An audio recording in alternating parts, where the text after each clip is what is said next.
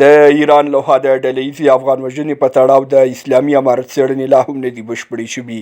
له هغې وروسته چې د ایران بشري حقونو سازمان هالوژ د ایراني ځواکونو له لوري کالګان سیمه کې د لسګونه افغانانو د وژلو خبر ورکړ، ورسره سم په دې اړه په کور دننه او بهرتون غبرګونونه راپورته شول او لا هم دوام لري.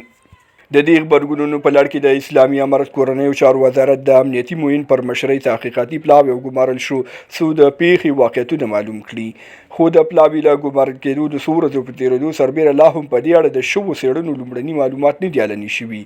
د اسلامي امارت ویان ذبیح الله مجاهد وایي پلټنې نه دي بشپړې شوي او د پیښې معلومولو لپاره هغه کسان له نورو هیوادونو بیرته راغوښتي چې په دې سیمه کې تګ راتګ کړی. مجاهد په دې اړه وایي هو اوس هم د هغې کمیټې کار روان دی، لا نهایي شوی نه دی.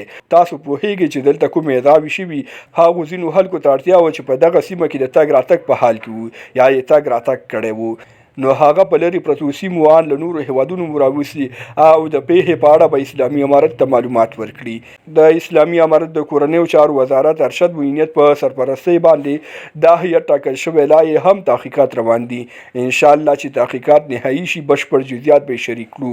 ملګرو ملتونو امریکا، استرالیا او یو شمېر نورو هیوادونو دغه پیښه بوږنوونکې بللې او له امله یې په ایران نیوکې کړي دي. خو د سیاسي چارو کارپوهان نیوکه کوي چې سرپرست حکومت یو مسؤل حقوقي شخص په توګه د خپلو اتباعو د وژل کېدو واقعیت معلومولو لپاره بیړني غبرګون نه دی ښودلی او اړتیا ده چې د اتباعو پر وړاندې د مکلفیت اصول تعقیب شي. دغه پیښه وړمه یکشنبه د شپې د ایران سیستان بلوچستان اړوند کالګان سیمې په غرونو کې رامنځته شوې چې مخابراتي خدمات پکې کمزوري او د نړیوالو مسؤلو سازمانونو له پوښښ لرې ده.